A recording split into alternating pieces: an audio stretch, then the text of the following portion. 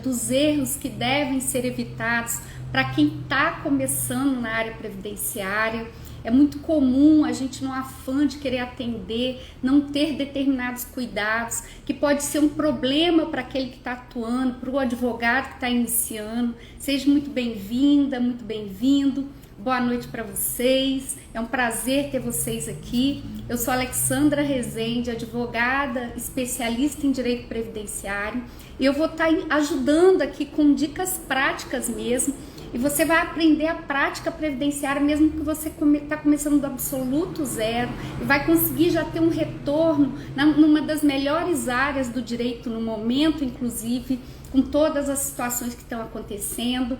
E aí hoje a gente vai estar falando, o tema da live hoje é os erros que devem ser evitados para quem está começando na área previdenciária. E eu fiz uma lista aqui de itens, pontuei, coisas que eu vejo na minha rotina de escritório, no dia a dia, naquilo que eu vejo colegas colocando em dúvida, os meus alunos quando mandam para mim as dúvidas que eles têm, os receios, e o que eu vou falar aqui vão ser dicas práticas para que vocês possam evitar. Para você que está começando, para você que está iniciando, está começando a migrar para essa área, ou está começando realmente do zero na área previdenciária, não sabe nada. E eu vou estar falando hoje de um assunto também, não vou adentrar no assunto em si, mas eu vou falar na questão do cálculo. Hoje nós estamos com um boom na internet, na rede social, falando sobre a revisão da vida toda. Uma revisão que passou um tempo aí em estudo, ficou suspenso no STF, aguardando a decisão do tema 1102. E para a semana que passou, nós tivemos essa notícia, né? Foi quase um gol de placa aí dos professores, dos institutos, dos amigos curi que defenderam a tese. E no final nós vencemos por 6 votos favoráveis a 5. O processo ainda não foi concluído, mas a tese já está firmada, né? Ainda está em prazo, mas a tese está firmada. E aí eu falo para vocês, o primeiro grande erro que deve ser evitado é não fazer cálculo. Quem entra na área previdenciária deve compreender que o cálculo é extremamente necessário.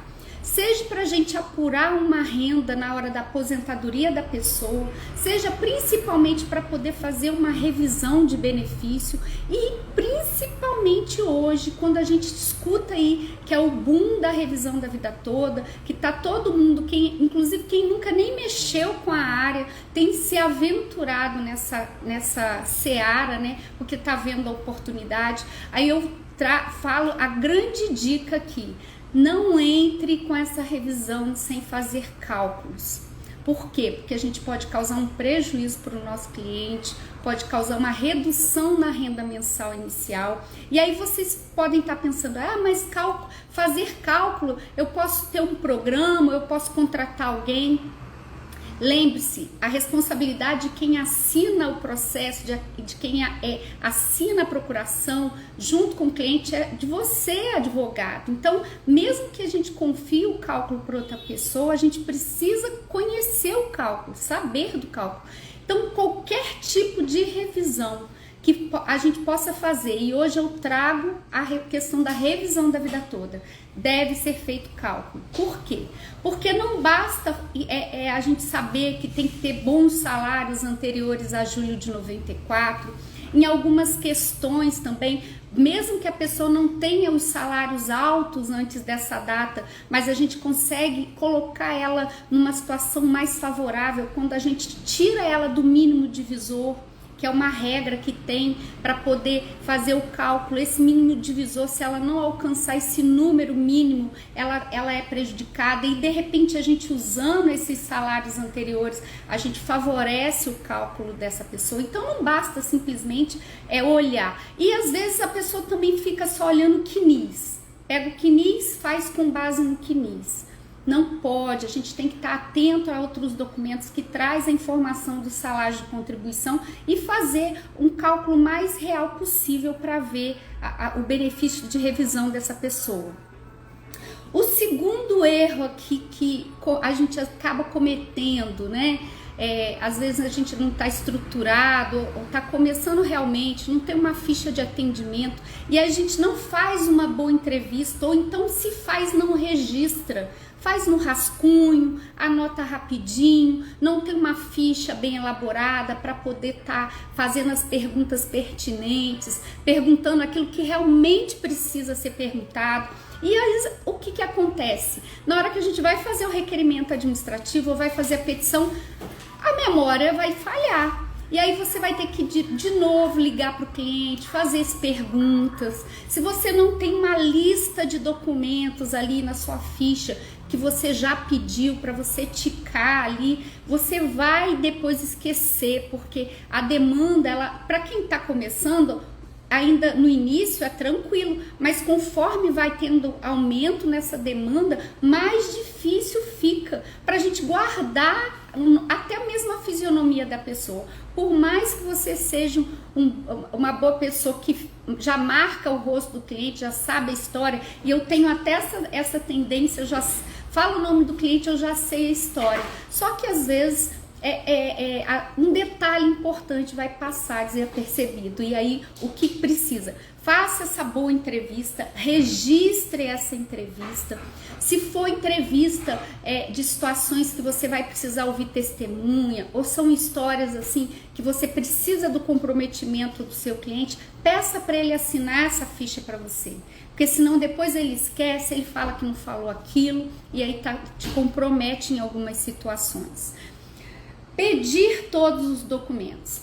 Quando você tem essa ficha, você sabe o que você está perguntando, você sabe qual direção. Eu sempre falo, às vezes o cliente, ele chega no nosso escritório, ele tem uma ideia daquilo que ele tem de direito, mas nem sempre aquilo é o melhor benefício, aquilo de fato é o melhor benefício para ele. E aí na entrevista que a gente vai conseguindo traçar esse perfil, esse benefício, e aí tem que saber quais documentos pedir.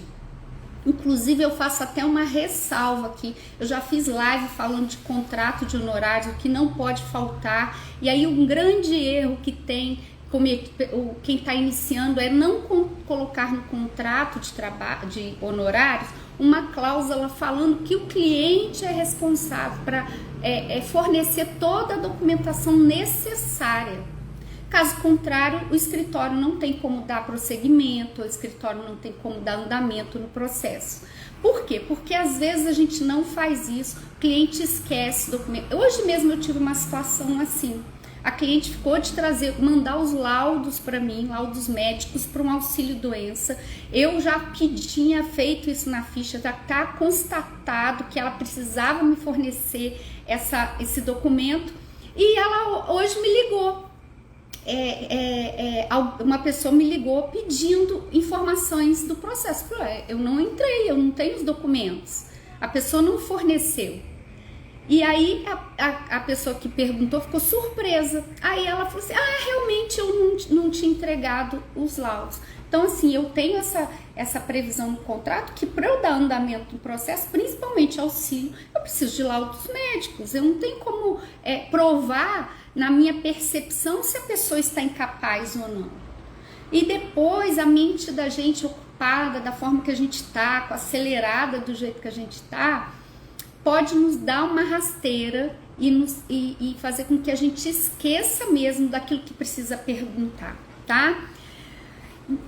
Um dos erros, gente, que eu falo assim, principiante mesmo, tá? Até mesmo pelas dificuldades que eram antes. Antes, a senha do meu INSS era um grande drama para o cliente conseguir fazer. Só que hoje, eu já falei isso também, hoje a gente tem o .gov, onde é uma senha única, eles unificaram todas as senhas. Então a senha que você pega o seu cartão de vacinação é a mesma senha que você vai acessar o site do meu INSS. E ali no site você vai ter as principais informações para você ver a história contributiva do seu cliente, os vínculos que ele já teve, todos os salários de contribuição, se está faltando alguma coisa. E aí o que acontece? Às vezes a gente não acessa, tá, o site do meu INSS, do cliente, A gente não baixa as informações, está lá, e esquece de verificar se ele já teve algum pedido no passado.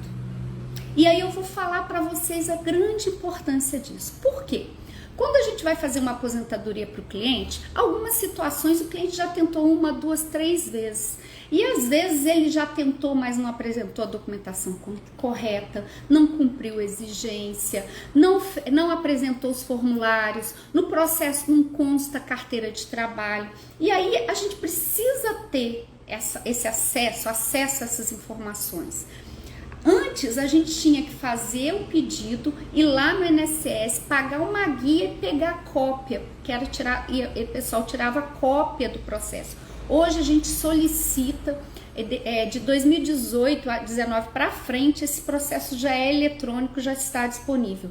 Os anteriores ficam arquivados nas agências. Então a gente solicita, vai o servidor, ele vai digitalizar e disponibilizar. Aí você fala assim, mas para que eu vou fazer isso? Se você não fizer, esse é um dos maiores erros de quem está começando. Primeiro, você precisa saber se lá naquele processo lá anterior, se o cliente realmente já não tinha direito. E eu tô falando às vezes de 1, 2 anos que a gente consegue pedir a cópia, verificar que ele já tinha direito lá e pedir na justiça o reconhecimento desde aquela DER lá atrás. Isso a gente garante um melhor benefício, a gente garante a aposentadoria antes da mudança da lei, se for mais interessante, e a gente garante os atrasados aí de 2, 3 anos do cliente. A gente também garante o que eu falo do tempo que o próprio INSS já reconheceu, que é o tempo que não vai se discutir de novo, é um incontroverso. E às vezes a gente não pede o processo administrativo. Um dos erros também que eu aprendi na minha carreira de advogada previdenciarista quando a gente vai fazer uma revisão, não pedir a cópia do processo administrativo. É um grande erro. Por quê? Porque a gente pode estar trazendo um prejuízo, porque erros acontecem tanto favorecendo o cliente quanto prejudicando o cliente. E a gente precisa estar ciente do que está acontecendo. E a gente não pode ser surpreendido na hora que entra com a ação judicial. E como acontece essa ação? A gente entra com uma petição, o juiz vai sanear, vai citar o INSS e vai pedir para juntar a cópia do processo. E, geralmente isso a gente coloca até no pedido, para que o próprio INSS, por ser mais fácil, né, inverte esse ônus e ele junta a cópia do processo administrativo no seu processo que você deu entrada. E aí você pode ter uma bela surpresa daquele processo administrativo, trazer informações que não lhe são favoráveis.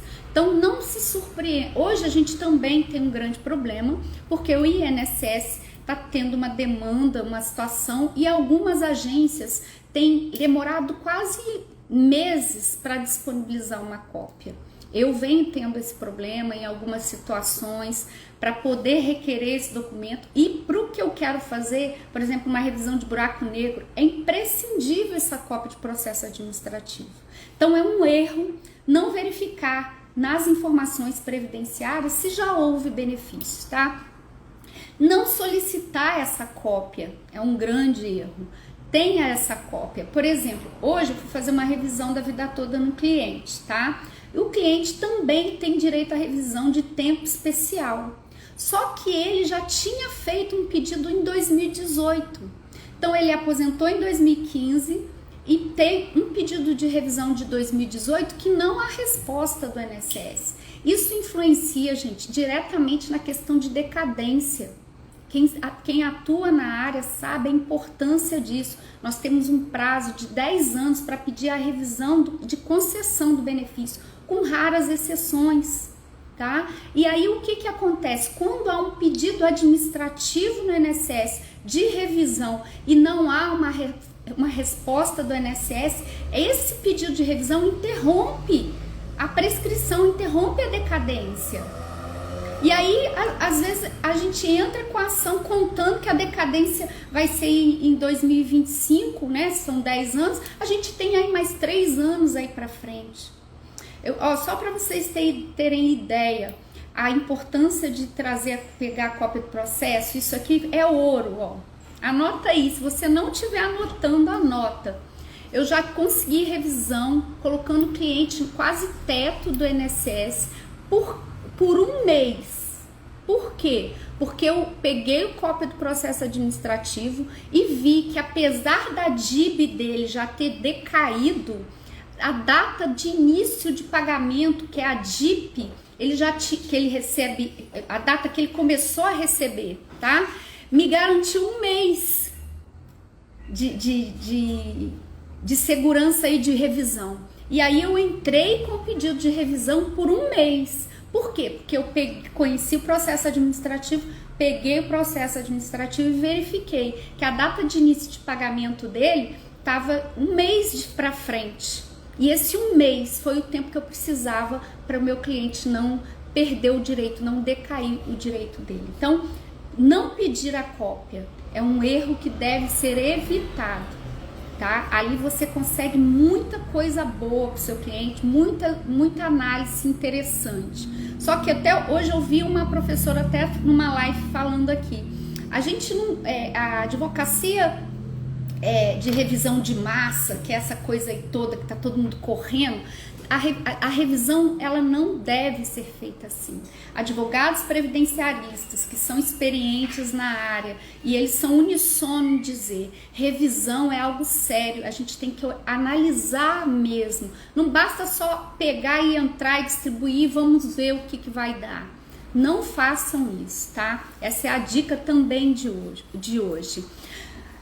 Eu vou falar um termo aqui, não sei se vocês estão acostumados, como eu sei que tem muitos alunos meus aqui também que estão me assistindo, então eu vou falar sobre o CNIS indireto. Quando a gente fala em processo administrativo, é para a gente analisar o CNIS indireto. Esse CNIS indireto é onde o próprio INSS reconhece o tempo do cliente, seja com enquadramento, com reconhecimento de vínculo, reconhecimento de carteira, uma série de coisas. Você não vai precisar discutir. E às vezes a pessoa que está começando, o advogado, o bacharel que está atuando na área administrativa, ele não sabe disso e aí ele leva novamente o mesmo pedido para o INSS, sendo que aquele pedido ali é incontroverso, não precisa ser discutido.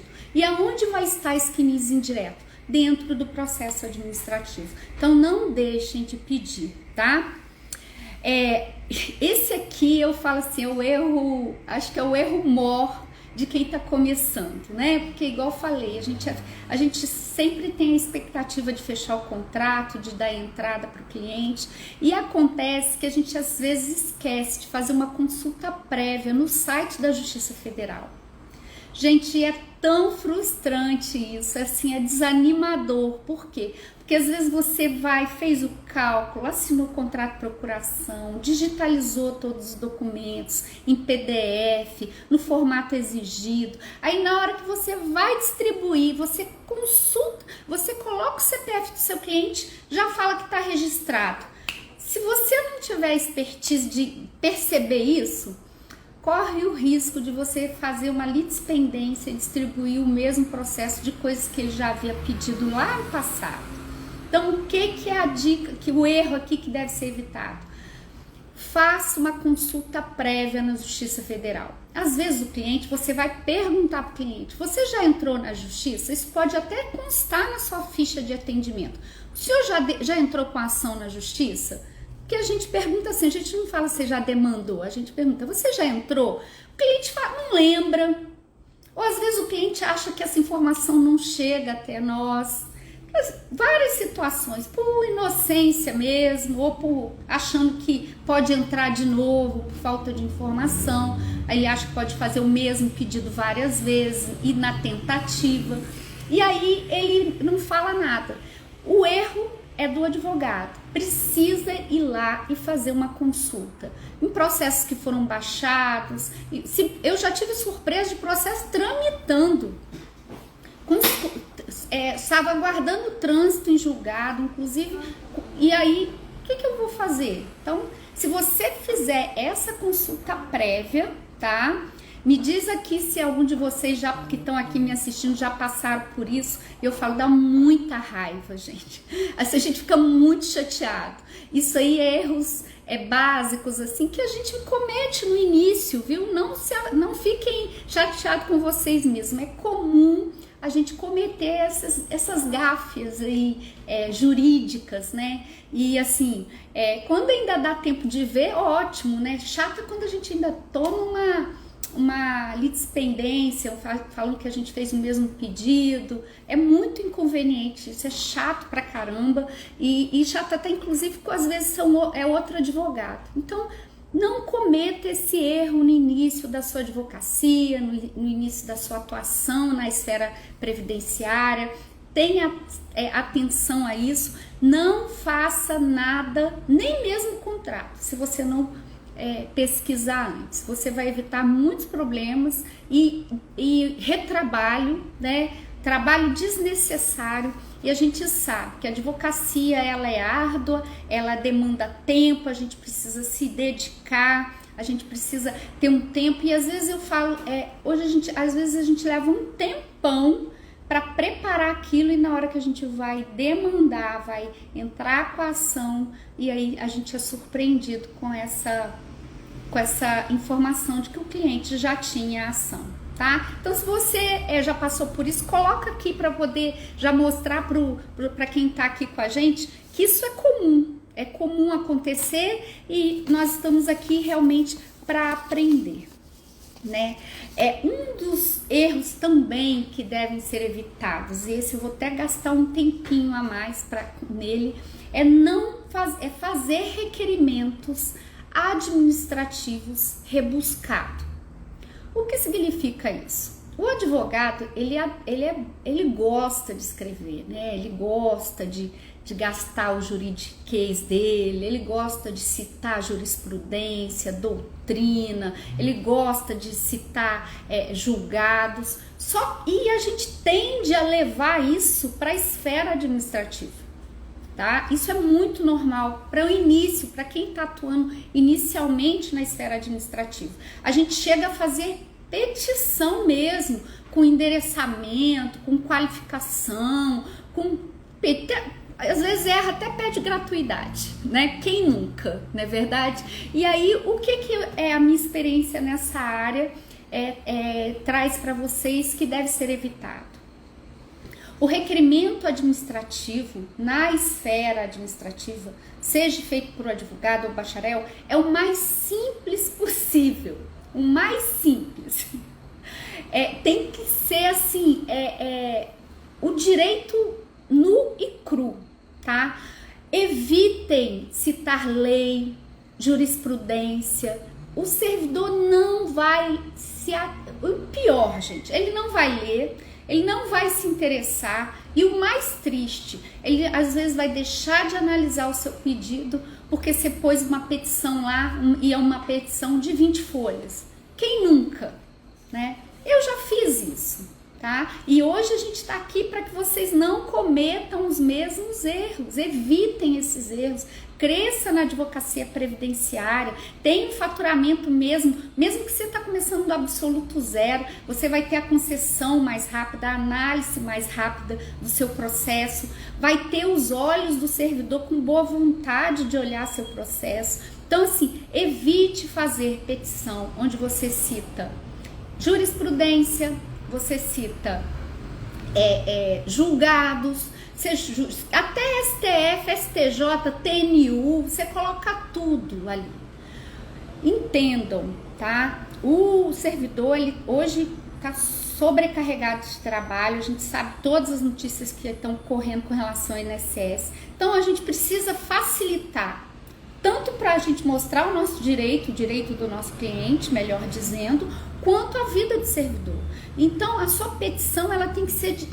Eu nem gosto de falar petição, gente. É requerimento. Requerimento administrativo é o mais simples. Mesmo que você iniciou o processo, tá? Desde lá o nascimento do benefício. Aposentadoria, para tudo, a pensão por morte, salário maternidade, para qualquer benefício onde precisa ter esse requerimento, o faça da forma mais simples. Você não precisa endereçar ao INSS, você não precisa sequer qualificar. Você tem que ter o nome correto do seu cliente e o NIT dele ali na capinha, tá? E você já vai no ponto que você quer. Se é uma aposentadoria, ó, meu cliente tem direito a aposentar, porque no CNIS tal, ele tem tal tempo, e na carteira, incluindo aqui que ela tá, incluindo os vínculos que estão na carteira, faz com que ele consiga o requisito idade, cumpriu carência, cumpriu o tempo de contribuição, tem direito a aposentar. Tá aqui o cálculo, a carteira de trabalho tá aqui, o CNIS está aqui, tem indicador, ó, o indicador tal, na sequência tal, precisa ser resolvida com esse documento, está aqui. E um documento assim que não pode faltar, identidade. É um dos documentos mais importantes que tem, porque ali ele tem a filiação, ele tem a questão da certidão de nascimento, a informação de casamento. Esse é um documento muito importante para o servidor, tá? Então coloque a documentação, não junte tudo, né? Antigamente as pessoas faziam aquele calhamaço de documento, digitalizava de qualquer forma e mandava. Hoje até mesmo para quem atua no sistema SAG, no sistema do advogado, sabe que tem uma sequência lógica. Então se você não faz no SAG, mas vai usar o meu INSS, faz também nessa sequência lógica, de forma que o seu processo fique simples para quem vai analisar. E essa simplicidade vai fazer com que seu processo corra mais rápido, tá? E tenha uma concessão mais rápida. Gente, eu queria pedir perdão para vocês. Eu não falei no início da live as questões das perguntas. No finalzinho, eu vou voltar aqui e responder a vocês, tá? A Sara fez uma pergunta aqui, então me perdoem, porque senão eu perco a linha de raciocínio. Eu já estou concluindo aqui e eu vou abrir para perguntas para vocês ficarem à vontade para esclarecer dúvidas do que eu estou falando. Se vocês tiverem alguma sugestão também, pode colocar aqui para poder a gente somar informações, somar força, somar entendimento, a gente poder crescer na parte previdenciária e ter um conteúdo aqui de relevância, um conteúdo que vai fazer diferença. Eu falo para vocês, não menospreze nada do que vocês escutem aqui, isso é anos de experiência, é anos de quebrar a cara também, quem nunca quebrou, né? Quem nunca errou, e é nos erros. E a gente é inteligente quando a gente usa o erro do outro para a gente poder não errar igual, né? Então aqui eu tô falando, eu já falei aqui quase 10 erros que devem ser evitados, tá? Então, não elaborar, vamos pro nono aqui, ó, não elaborar um contrato de prestação de serviço, tá? É um grande erro, ele deve ser evitado. Por quê? Porque a advocacia, ela é de meio, eu estava até conversando isso com o meu estagiário hoje, a advocacia, ela é de meio, ela não é de fim. O Código de Ética prevê, a gente tem que fazer tudo para alcançar o fim que o nosso cliente almeja, mas a gente trabalha. Por exemplo, às vezes a gente vai fazer uma análise de revisão, análise de processo administrativo, e a gente chegou na conclusão que ele não tem o direito.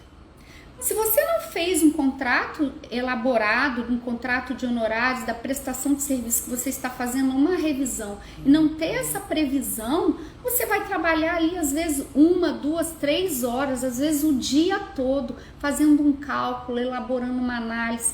Hoje o meu estagiário pegou um processo aqui para analisar de planejamento, a documentação veio na bolsa, com carteiras, com CNIS, com carnês, assim, e a pessoa, ele levou o dia todo para analisar. Então, se eu não tivesse feito um contrato de honorários para poder prever o meu trabalho, a remuneração do meu trabalho, eu vou falar para ele assim, e nesse caso é um planejamento, ele vai ter direito a aposentar e tudo por idade, tudo tem alguns detalhes que a gente vai ver, e aí houve o trabalho, demandou o trabalho, mas não vai ser cobrado porque não fez o contrato de honorário. Então, evite esse erro. Eu falo, combinado não sai caro.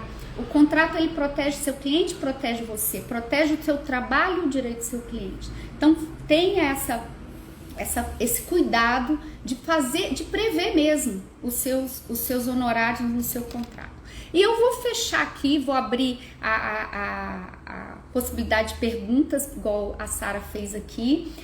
O que acontece?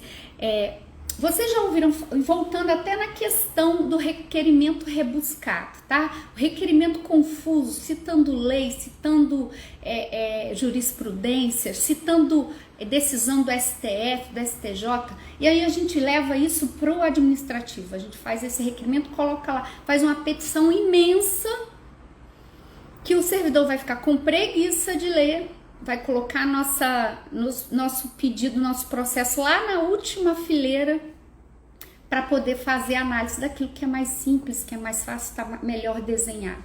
Gente, literalmente, é preciso desenhar no requerimento. Quando eu falo isso, não é com nenhum desrespeito, muito pelo contrário.